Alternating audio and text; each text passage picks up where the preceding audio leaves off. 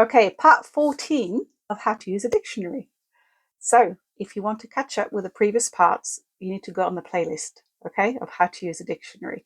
So now we're going on to the next job a word does, which is the preposition.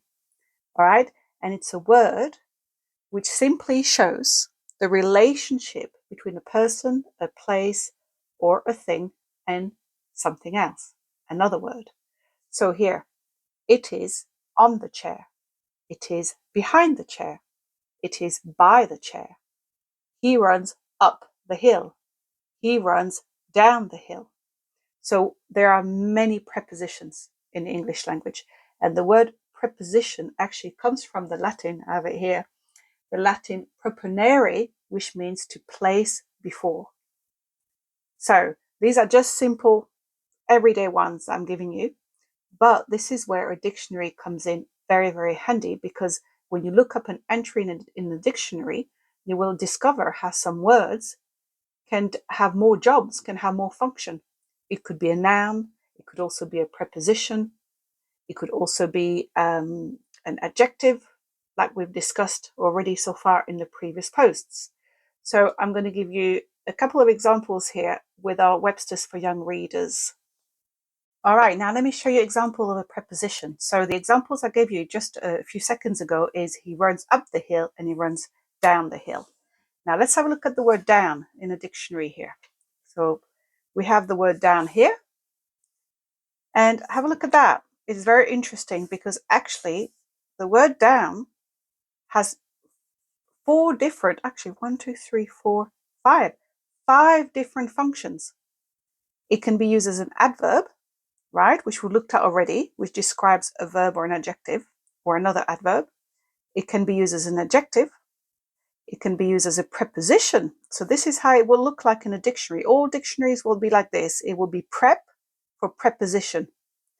So that's what we looked at, right? Down to, toward, along, through, into, right? The bus rolled down the hill. I live down this street. All right? That's a preposition. But look, it can be also an adverb. To tumble down, to lie down, right? So to lie down, that would be, as I'd explained in the previous post, that would be an intransitive verb, right? It's lying, it doesn't go across to anything. And down here describes what's happening with the lying, right? So the person is lying down, and so on and so forth. And you can also, look, there's an adjective, which means, for example, ill. He is down with the flu. Or sad or discouraged. Oh, I'm down today. Or put, brought, going, or gone down. There is no down payment. The boxer is down. The sun is down. So now here it's describing a noun. It's describing somebody or an object or something. Yeah. And then it can also be a verb. To put, throw, or swallow down. She downed a glass of milk. I mean, she swallowed it down. Or to throw down. The fighter downed his opponent. So he put him down or threw him down. The down here can also be a piece of bad luck. To have one's ups and downs.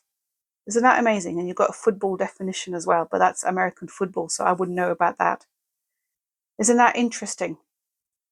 And it even comes from an Old English word meaning from the hill. When one comes down from a hill, one goes to a lower place. Isn't that amazing? So this is a brilliant example, having looked at the preposition down, which shows the relationship to go down the hill. Actually, you can see that the word down has many different jobs, and the dictionary will tell you all the different jobs that it does in a sentence and how you can use it differently and what are the meanings for each of these jobs. Okay?